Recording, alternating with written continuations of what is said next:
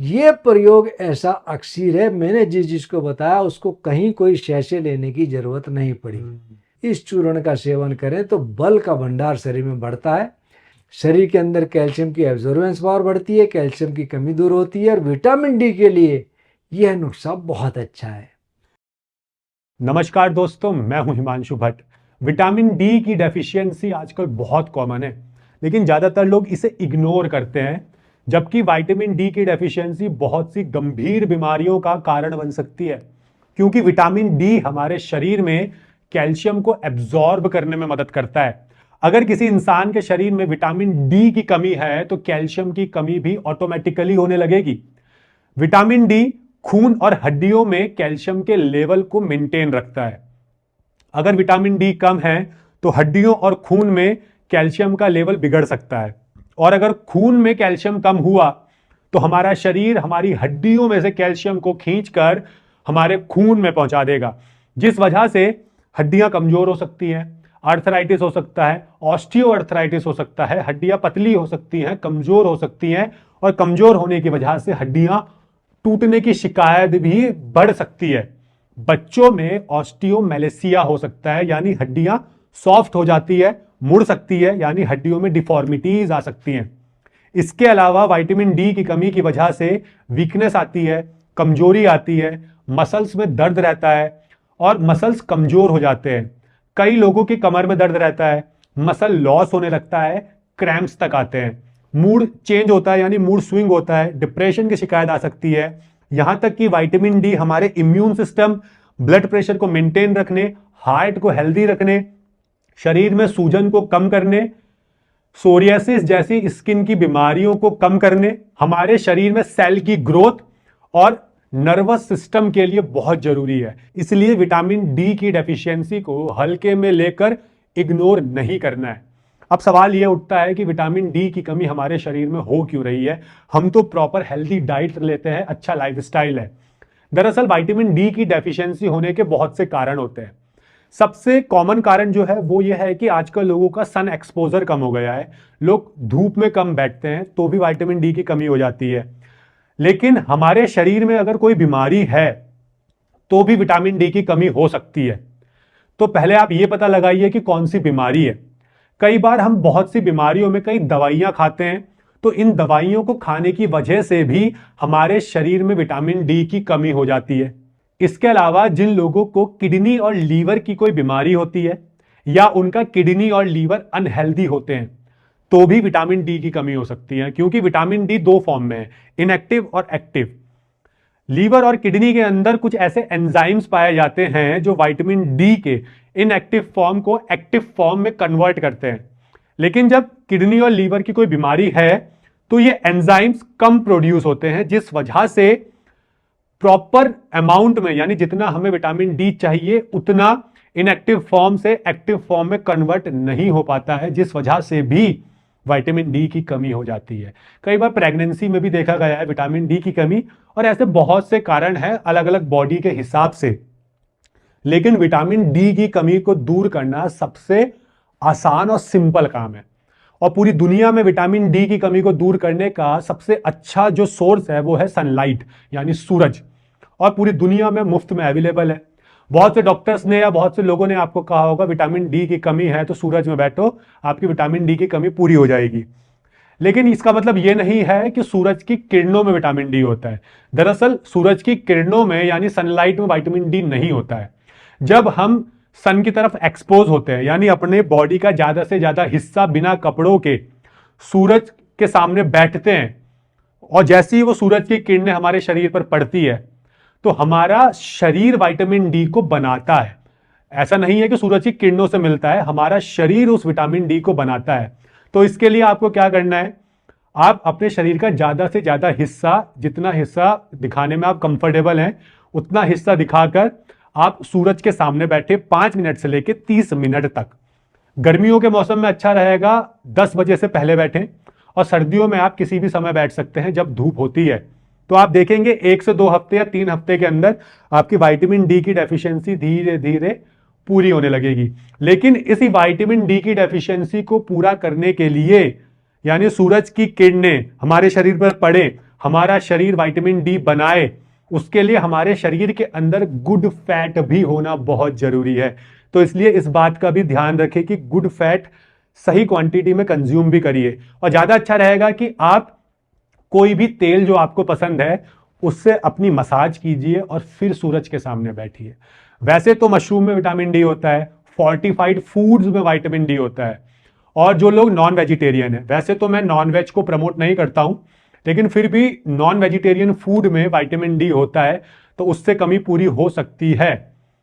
लेकिन इसके अलावा कुछ आयुर्वेदिक नुस्खे भी हैं, आयुर्वेदिक जड़ी बूटियां भी हैं, जिनके कॉम्बिनेशन से या जिन घरेलू नुस्खों से भी आप जड़ी बूटियों का सहारा लेकर विटामिन डी की कमी को पूरा कर सकते हैं।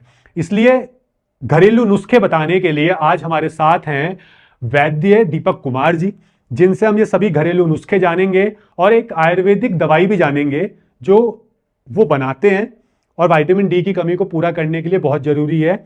और ये जितने भी नुस्खे इस वीडियो में आपको बताए जाएंगे, अब ये सभी विटामिन डी की कमी को दूर करने के साथ साथ आपके शरीर में कैल्शियम की कमी को दूर करने, शरीर की ओवरऑल ग्रोथ के लिए भी बहुत फायदेमंद होंगे। ऐसे लोग यदि हरे रंग की एक कांच की बोतल ले लें, उसमें पानी भर लें और प्रातःकाल उसको छत पे रख दें। रखने के बाद पूरे दिन उसको धूप के इस तरह रखें कि धूप उसके ऊपर पड़ती रहे, और शाम को उस बोतल को हटा लें। आधी आधी कटोरी दिन में 3-4-5 बार हम उस पानी को पिए, तब भी हमारे शरीर के अंदर विटामिन डी की कमी नहीं रहती। मतलब हरे रंग की कांच की बोतल को पानी भर के धूप वाली जगह पे छत पे रख देना है जी, और शाम को उसे निकालना है और 2-2 3-3 कटोरी उस पानी को दिन में पीना है। आधी आधी कटोरी दिन में 3-4-5 बार, जब भी हमको प्यास लगे आधी कटोरी पानी हम उसका पीते रहे। बाकी नॉर्मल पानी तो जो पीते हैं वो साथ में पी सकते हैं, और बाकी अगर इस पानी को भी पिए तो नुकसान तो कुछ है ही कुछ नहीं। है ही नहीं। दूसरा, ये प्रयोग ऐसा अक्सर है, मैंने जिसको बताया उसको कहीं कोई शैसे लेने की जरूरत नहीं पड़ी। सिंगाड़े का आटा हर पंसारी के यहाँ मिल जाता है, व्रत में हम सभी लोग खाते हैं, सबको मालूम है। 100 ग्राम सिंगाड़े का आटा, 100 ग्राम अश्वगंधा चूर्ण, किसी अच्छे पंसारी से आप अश्वगंधा नागौर की ले लें, सबसे अच्छा, नहीं तो जहाँ की मिले वहाँ की ले लें। नागौर की जो अश्वगंधा है, जिसको अश्वगंधा नागौरी कहते हैं, उसके अंदर गुण सबसे ज़्यादा होते हैं। इसका चूर्ण भी 100 ग्राम। और तीसरा, सफ़ेद इलायची 20 ग्राम, इसका चूर्ण होना चाहिए, सफ़ेद इलायची के बीजों का। इन तीनों को हम मिला करके रख लें।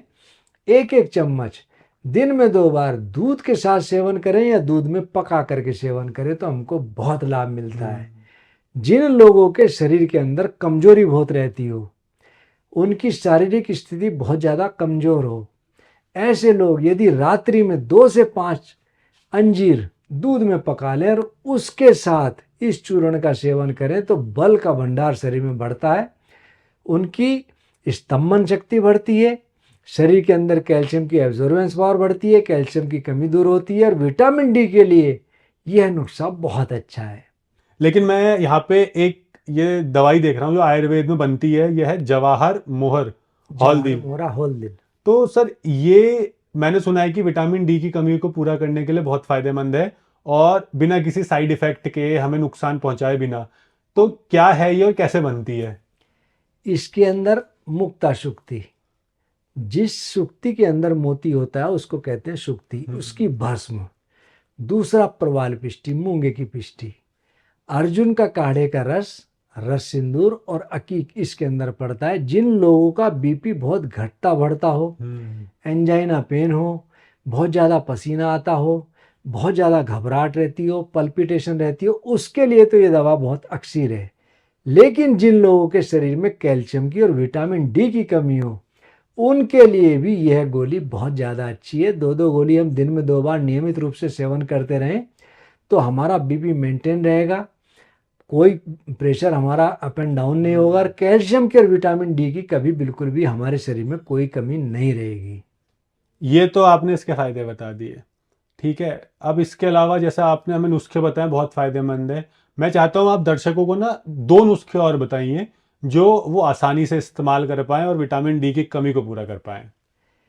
एक नुस्खा है जो मैंने पहले भी अर्थाइटिस में बताया था, जिन लोगों के शरीर में कैल्शियम की कमी होती हो, ऐसे लोग 1 किलो हल्दी ले लें, और 2 किलो चूना ले लें। 2 किलो चूने में 5 लीटर पानी को डाल दें और आप देखेंगे कि अगले दिन चूना नीचे बैठ जाएगा। उस पानी को ऊपर से निथार लें। उस पानी को हम हल्दी में डाल दें। हल्दी अच्छी तरह भीग जाए, डूब जाए और इसको धूप में रख दें। धूप में रखने से क्या होगा, हल्दी हमारा उस पानी को एब्जॉर्ब कर लेगी। पानी कम पड़े तो दोबारा से हम चूने में वो पानी डालें और पानी निथार करके उस हल्दी वाले उसमें डालते रहें। इस प्रयोग को हमको 1 महीना करना है। 1 महीना करने से क्या होगा, हल्दी जितना चूना एब्जॉर्ब कर सकती है उतना कर लेगी और ये कैल्शियम और विटामिन डी का भंडार बन जाएगी। 1 महीने बाद इस हल्दी को हम सुखा लें। सुखा करके इसका चूर्ण बना लें और इसको रख लें। 2 से 3 ग्राम हम प्रतिदिन 1 या 2 बार दूध के साथ सेवन करें तो कितने लाभ मिलेंगे। नंबर 1, हमारी शरीर की इम्यूनिटी पावर बहुत अच्छी बढ़ेगी। दूसरा, कैल्शियम की कमी हमारे शरीर के अंदर यदि होगी तो वह दूर होगी। तीसरा, विटामिन डी की कमी ये दूर होगी और शरीर में कैल्शियम की एब्जॉर्बेंस पावर बढ़ेगी। चौथा, यदि शरीर में सियाटिका पेन हो, सर्वाइकल पेन हो, अर्थराइटिस पेन हो, ऑस्टियोपोरोसिस हो, ऑस्टियोआर्थराइटिस हो, सब में ये प्रयोग बहुत अक्सर है। और हल्दी के अंदर एक गुण बहुत अच्छा है, एंटी कैंसरस गुण। जिन लोगों के शरीर में कहीं ट्यूमरस सेल्स डेवलप होते हों या कैंसर की स्थिति बनती हो, उनके पारिवारिक स्थिति कैंसर की हो, ऐसे लोगों को ये प्रयोग अवश्य करना चाहिए। लेकिन सर इसमें आपको माफ़ी चाहूँगा, बीच में रोक रहा हूँ, इसमें एक चीज़ पूछना चाहूँगा। आपने बताया कि हल्दी और चूना जी। तो सर जब आपने पहले भी बताया था तो लोगों को एक कन्फ्यूज़न हुआ था कि कितनी क्वांटिटी में हल्दी, कितनी क्वांटिटी में चूना लेना है, कितना पानी डालना है और कितने दिनों तक डालना है। ये मैंने अभी बताया है हाँ कि जी। 1 किलो हमको लेनी है हल्दी, जी। उसको अलग रख देंगे। 2 किलो चूने में 5 लीटर हम पानी डाल दें हाँ जी। तो अच्छी तरह इसको चला करके छोड़ देंगे। तो आप देखेंगे कि अगले दिन तक चूना नीचे बैठ गया जी। और पानी ऊपर रह गया। उस पानी को निथार करके हल्दी में डालना है। पानी चूने में जो कम हो गया उसमें फिर हम थोड़ा सा पानी डाल देंगे। तो हमको इस प्रयोग को करना है, उस पानी को जो चूने वाला है उसमें कमी ना आए, उस पानी को निकाल करके हल्दी में डालना है और इसको धूप में बर्तन को रखना है। अच्छा। तो धीरे धीरे धीरे वो पानी जब हमारा कम होगा तो उस पानी को फिर हम डाल देंगे। मतलब सिंपल यही है कि पानी डालने के बाद जो चूना नीचे बैठ गया तो ऊपर जो पानी रहता है वो हमें हल्दी में डालना है, हल्दी में डालना और फिर वहां पे सिर्फ चूना रह जाता है तो जी। उसमें हमें फिर से पानी फिर मिलाना है डालना है। और फिर अगले दिन फिर उस पानी को हल्दी में जो डाला हुआ है उसे हम फेंक देंगे। उसमें वो एब्जॉर्ब कर लेगा। अच्छा, एब्जॉर्ब कर लेगी। Absorb फिर ये कर नया लेगा। पानी अगले दिन फिर डालना डाल है लेंगे। और 1 महीने तक करना है ये। हाँ। फिर उसके बाद 1 महीने बाद फिर इस हल्दी को हमें सुखाना है, उसका पाउडर बनाना है और फिर उसको कंज्यूम करना है। कंज्यूम करना है 2 से 3 ग्राम दूध के साथ। दूध के साथ। तो ये तो इस हल्दी का फायदा है सर। जी।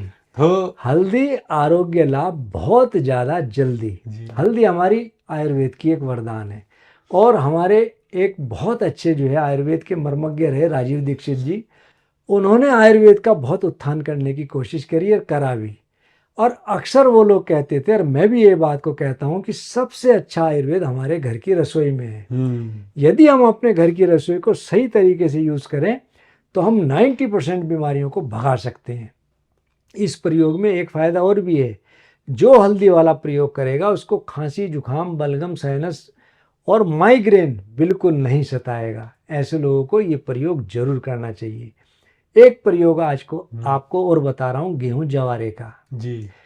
हमको ये हमने पहले भी बताया, इसमें ऐसा कोई विटामिन नहीं है, कोई प्रोटीन नहीं है जो इसके अंदर ना हो। और प्रोटीन का तो ये बहुत बड़ा सोर्स है। आपने 10 टोकरी लेनी है, मिट्टी डालनी है, पहली टोकरी में 100 ग्राम गेहूं बिखेर देना है, दूसरे दिन दूसरी में, तीसरे दिन तीसरे में। इस प्रकार हम 10 दिन तक देखेंगे। इसको बहुत ज़्यादा धूप नहीं दिखानी, आधे से 1 घंटे की धूप दिखानी है और उसके बाद टोकरी को छाया में रख देना है। आप देखेंगे 10वें दिन के बाद टोकरी में इतने बड़े बड़े बाल हो जाते हैं गेहूं के। ऊपर से हम मिट्टी के ऊपर से उन बाल को काट लें, घोट लें और उसका रस निकाल लें और प्रातःकाल यदि हम इस पानी का सेवन करें जिन लोगों को कैंसर की शिकायत हो या बोन कैंसर हो, ऐसे लोगों के लिए ये प्रयोग बहुत अच्छा है। जिनकी इम्यूनिटी बहुत कम हो, जिनके शरीर में प्रोटीन की मात्रा बहुत कम हुई हो, कुछ लोगों को जो आपने देखा होगा कीमोथेरेपी इत्यादि चलती हैं, प्लेटलेट्स बहुत तेज़ी से डाउन जाती हैं, या डेंगू चिकनगुनिया में हमारी प्लेटलेट्स बहुत तेज़ी से डाउन जाती हैं, ऐसे लोगों के लिए ये गेहूं जवारा बहुत अच्छा कार्य करता है। इसी को व्हीट ग्रास कहते हैं सर, व्हीट ग्रास या गेहूं जवारा। गेहूं जवारा। तो इसे हम आसानी से घर पर बो सकते हैं और काट कर और मैं सबको हिमांशु भैया एक बात कहता हूँ कि मार्केट का ना लेकर के, इसमें कुछ मेहनत का काम नहीं है, इसको घर पे यदि हम तैयार करें तो बिल्कुल शुद्ध होगा और हमको फायदा ज्यादा मिलेगा। तो सर आपका बहुत बहुत धन्यवाद कि आपने विटामिन डी के लिए हमें इतने अच्छे नुस्खे बताए